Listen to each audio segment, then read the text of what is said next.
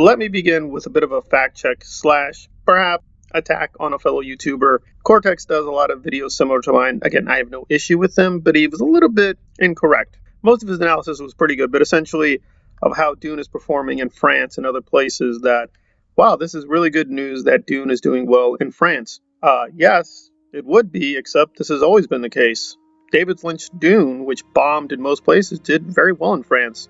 David Lynch does very well in France usually. Interest in Dune in France is always very, very high. Jodorowsky is considered a French filmmaker, so not being totally accurate in terms of the historical data with France there with the Cortex. But no, he does pretty good videos, but sometimes he slips up. I take the longer view, and that gets us into where's Dune and how is it doing now that it's finally being seen by real life fans, and some of them are already making comments on the channel. And of course, some other people might be head scratching, what in the world is happening? Well, and this has always been true, but again, if you're a real film person, you will know this, but if you're not a real film person, you will assume that when a film is being told to be released in XYZ, it's only being released there, or it's being released everywhere at the same time. That's really never been the case. Films that are released in the US proper sometimes take months or even years to be released in Britain, and vice versa. British films that are available immediately will take a long time to come to be released in America and even have different names and be even different, being cut differently, have a different slant, etc., etc. That's the movie business for you. So for Dune, they decided to roll it out slowly in different territories and save it for the North American market until October, which of course is disappointing, I guess, for most of us in North America, and I'm on the East Coast of America, but for the rest of the world, this is really great that they get a sneak peek at Dune and get to see it much further than other fans, and it is actually doing fairly well in select territories like Russia, and it has posted very historical numbers, but again, these numbers have to be looked at carefully because if you look at the box office, the official number is now 10 to 11 million, just on the Wikipedia, so that's what it's definitely does have, but it's being projected to have 20 million. And if this were most films or MCU films, that would be considered actually very disappointing and devastating. But again, Dune is not that kind of film, so some commentators are already jumping that this is not good for Dune, don't know what they're talking about. Dune, again, does have a challenge. It was made for about 160 million, which is not a small amount of money, but it's still far below something like Endgame, which was 300 million.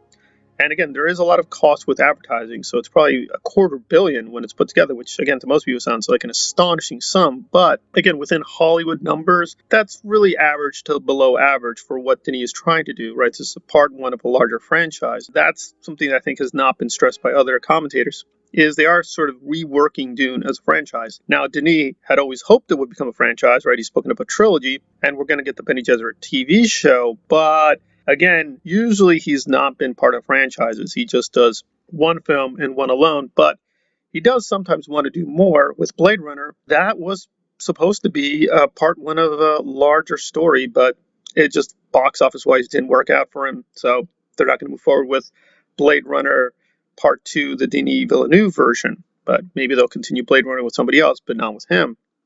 So he usually does not do sequels or franchise, but he does make exceptions, and this is an exception. So again, in terms of the usual Hollywood blockbuster, these are not good numbers, but looked at comparatively and historically, these numbers are actually very promising, and it looks like it will make more than enough profitability to get a sequel. But again, I think that is also the bad news here, is they want to look at this as a franchise to create another universe like the Duneverse or the DCEU, and just basically have a kind of lots of media to be a cash cow for them and attract new subscribers to HBO Max, as well as regain brand loyalty with the WB and DCEU and all these larger platforms. It's also just a necessity, right? Because many people don't know this, but HBO Max does have limits. There are places it cannot go, so it has to release theatrically. So it's not really caring about Denis or theaters or cinema. It's just it doesn't yet have access to those territories. Now, with the merger with Discovery, they're going to have access, legal access to many more territories than they used to have, but they're still stuck in certain places.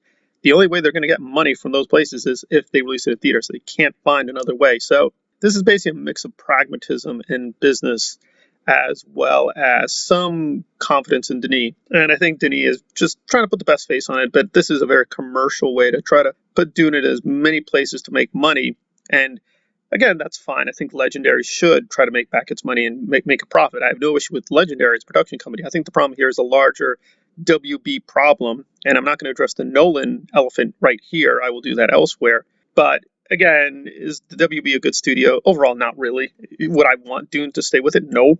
No, I don't think it should. But I think this is going to be a weird marriage of them passing this off as an artistic project, but really it is a commercial project for them, whereas for DD, this is primarily an artistic project. And the commerciality is just sort of like a necessary evil to get it out there. And that's where I stand. So some beginning good numbers for Dune, and it does have a different metric. So don't be disappointed if it doesn't make is it number one, if it's not making tons of money at the beginning. As long as it can go for the long run, that's really what's much more important. And it looks like it's going to have a very loyal, devoted following. It probably is going to be very divisive. I think we're going to still be differing and debating it for some time, but I think it's going to be very, very satisfying to the majority of the Dune fandom, but for very different reasons.